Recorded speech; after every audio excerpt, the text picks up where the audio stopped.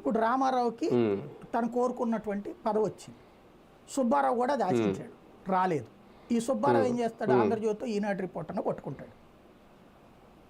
వాళ్ళకి డబ్బులు ఇస్తారని నేను చెప్పను. ఓ రిపోర్టర్కి ఒక కొత్త మ్యాటర్ వచ్చిందంటే మనం ఎలా ఉంటుంది సైకలాజికల్గా ఫీలింగ్, తృప్తి పడిపోతాం. దాంతో ఇతను ఏం చేస్తాడు, అవతలోడు వైసీపీ వాడండి, జగన్ టైంలో సజ్జల పక్కనకి వెళ్ళి ఫోటో కూడా దిగాడండి అని చెప్పి కావాలంటే ఫోటో కూడా ఇస్తాడు. ఇప్పుడు ఎవడు అధికారులు ఉంటే ఇప్పుడు వీళ్ళు ఉంటే వెనకాల ఫోటో దగ్గర వీళ్ళతో పాటు దగ్గర అట్లాంటిది ఒకటి చెప్పేసి వాళ్ళకి రాసుకు బూసుకు తిరుగుతాడండి. ఆడు వైసీపీ మనిషేనండి, జగన్ మనిషేనండి, డబ్బులు కూడా జగన్కి పంపించేవాడంట అని చెప్తాడు. వీళ్ళ పరిజ్ఞానం ఎంత ఉండాలా? ఇప్పుడు మాకు చెప్పిన వాళ్ళు ఉన్నారు. అట్లాగా చెప్పినప్పుడు అవునా కాదా అన్నది క్రాస్ చెక్ చేసుకున్న తర్వాత రాసేవాళ్ళు. అప్పుడు కూడా ఇంత దరిద్రం ఉండేది కాదు. ఏది అవును వాళ్ళ టైంలో వాళ్ళకే చేయాలి కదా అని వాళ్ళని చెప్పించి ఇట్లా ఉండేది కాదు మనకి. ఇప్పుడు అట్టా కాదు.